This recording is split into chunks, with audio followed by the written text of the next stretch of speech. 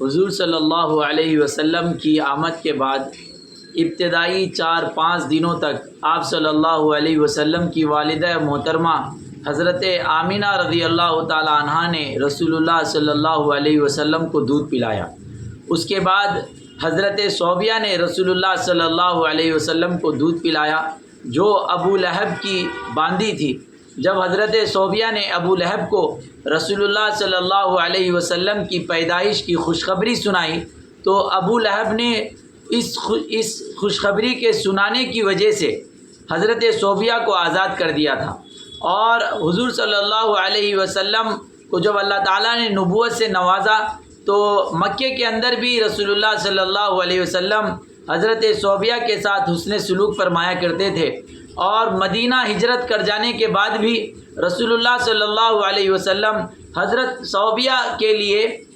ہدایہ اور تحفے تحائف بھیجا کرتے تھے۔ تو حضرت صوبیہ نے رسول اللہ صلی اللہ علیہ وسلم کو حضور صلی اللہ علیہ وسلم کے بعد دودھ پلایا اور انہیں یہ سعادت اللہ تعالیٰ نے عطا فرمائی۔ اس کے بعد حضرت حلیمہ سعدیہ رضی اللہ تعالیٰ عنہ نے رسول اللہ صلی اللہ علیہ وسلم کو دودھ پلایا۔ اہل عرب کا یہ دستور تھا کہ جو شہر کے بچے ہوا کرتے تھے ان کو پرورش کے لیے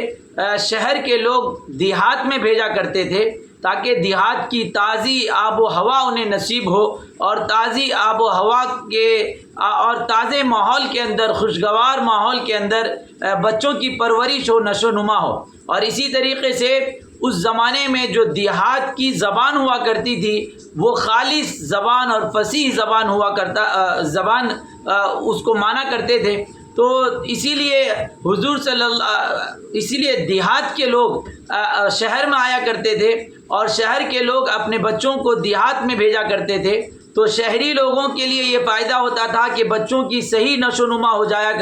ہوتی تھی، اور دیہات کے لوگ شہر کے بچوں کو لے کر جاتے تھے، اور اس کے بدلے میں انہیں حق الخدمہ ملتا تھا، یعنی بچوں کی پرورش کرنے کے بدلے میں کچھ معاوضہ ملتا تھا۔ اسی سلسلے میں بنو سعد کی چند عورتیں مکہ آئی ہوئی تھی کہ یہاں سے کسی بچے کو لے جائے اور اس کی پرورش کرے، اور اس کے بدلے میں ان کو کچھ معاوضہ ملے۔ چنانچہ جب جو بھی عورت رسول اللہ صلی اللہ علیہ وسلم کو دیکھتی اور انہیں یہ معلوم ہوتا کہ یہ تو یتیم ہیں اور ان کے والد کا انتقال ہو چکا ہے، تو چنانچہ وہ رسول اللہ صلی اللہ علیہ وسلم کو چھوڑ کر چلی جاتی، اور وہ یہ سوچتی کہ اگر میں ان کو لے جاؤں گی اور ان کی خدمت کروں گی اور ان کی پرورش کروں گی تو مجھے حق الخدمہ کون دے گا اور مجھے ان کا معاوضہ کون دے گا۔ یہ سوچ کر عورتیں رسول اللہ صلی اللہ علیہ وسلم کو چھوڑ کر چلی جاتی۔ انہیں کیا معلوم تھا کہ جسے وہ یتیم سمجھ رہی ہیں یہ تو در یتیم ہے، جسے وہ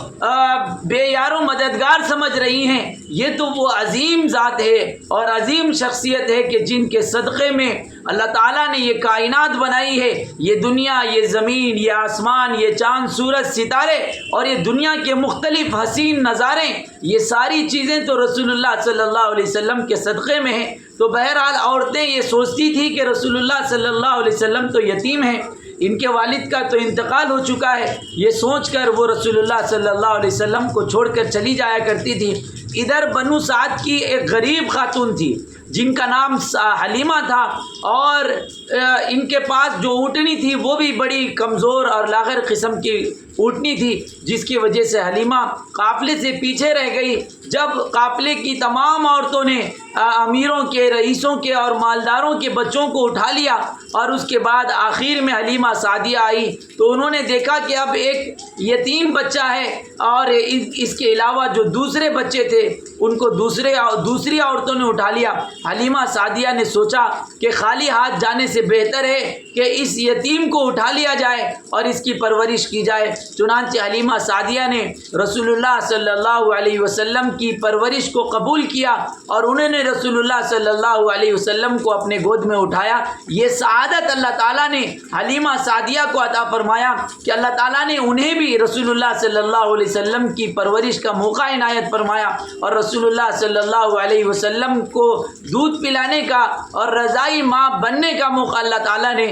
حضرت حلیمہ سعدیہ کو عطا فرمایا۔ حلیمہ سعدیہ فرماتی ہیں کہ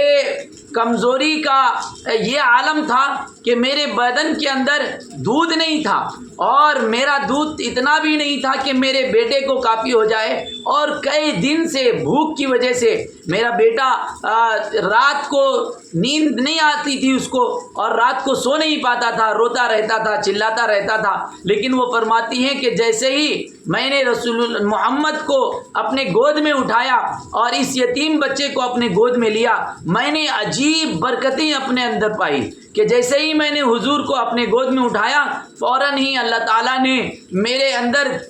تندرستی عطا فرما دی، طاقت عطا فرما دی، اور میرے بدن میں دودھ آنے لگا، اور میرے بچے کو بھی وہ کافی ہو گیا، اور رسول اللہ صلی اللہ علیہ وسلم کو بھی کافی ہو گیا۔ وہ فرماتی ہیں کہ جو اونٹنی بالکل لاغر تھی، جس کے تھنوں میں دودھ نہیں تھا، جب حضور صلی اللہ علیہ وسلم کو میں نے اپنی پرورش میں لی، اس کے بعد اونٹنی کے تھن بھی دودھ سے بھر گئے، اور ہم نے بھی خوب سیراب ہو کر پیا، میرے شوہر نے بھی سیراب ہو کر پیا، اور اس کے بعد بھی دودھ باقی رہ گیا۔ اسی طریقے سے جب اونٹنی آ رہی تھی مکے کی طرف، تو اونٹنی کمزوری کی وجہ سے قافلے سے پیچھے رہ گئی، لیکن جب مکے سے اپنے قبیلے کی طرف جا رہی تھی حلیمہ سعدیہ، تو پھر یہ اونٹنی سب سے آگے ہو گئی۔ جب لوگوں نے دیکھا اور عورتوں نے دیکھا کہ حلیمہ کی اونٹنی تو بہت آگے چل رہی ہے، انہوں نے کہا کہ آخر ماجرا کیا ہے؟ آتے وقت تو تمہاری اونٹنی بڑی لاغر، بڑی کمزور تھی، اور اب جب جا رہی ہو تو یہ اونٹنی بڑی تیزی کے ساتھ جا رہی ہے۔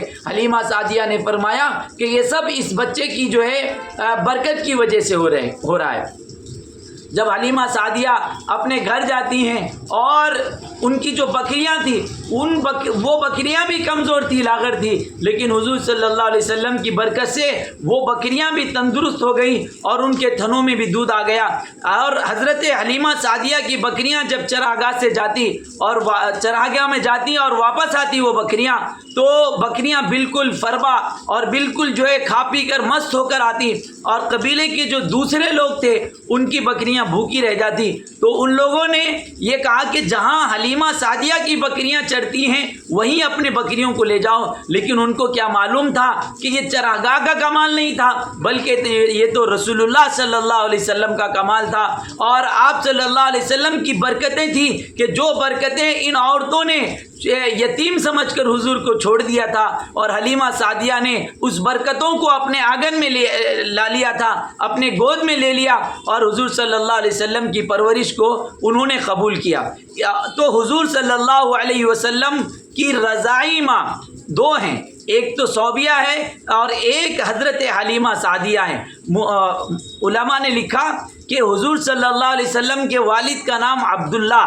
اور حضور صلی اللہ علیہ وسلم کے والدہ کا نام آمینہ، اور حضور صلی اللہ علیہ وسلم کی رضائی ماں کا نام حلیمہ۔ عبداللہ کا مطلب ہوتا ہے اللہ کا بندہ، یعنی حضور صلی اللہ علیہ وسلم کی خون میں عبدیت ہے، بندگی ہے، اور حضور صلی اللہ علیہ وسلم کی خون میں عاجزی ہے، اللہ کے سامنے جھکنا ہے اور اللہ کے سامنے اپنی بندگی کا اظہار کرنا ہے۔ اور حضور صلی اللہ علیہ وسلم کی پرورش جو ہوئی آمینہ کی گود میں، حضور صلی اللہ علیہ وسلم کی والدہ کا نام آمینہ تھا، آمینہ یعنی امن والی، یعنی حضور کی پرورش امن کے گہوارے میں ہوئی، اور حضور صلی اللہ علیہ وسلم نے جس خاتون کا دودھ پیا اور جس خاتون کے دودھ سے حضور صلی اللہ علیہ وسلم کی پرورش ہوئی، اس خاتون کا نام حلیمہ تھا، یعنی حلم والی، عقل والی، دانائی رکھنے والی۔ گویا کہ حضور صلی اللہ علیہ وسلم کی خون میں عبدیت، حضور صلی اللہ علیہ وسلم کی پرورش امن کے گہوارے میں، اور حضور صلی اللہ علیہ وسلم کو جو سیرابی ملی ہے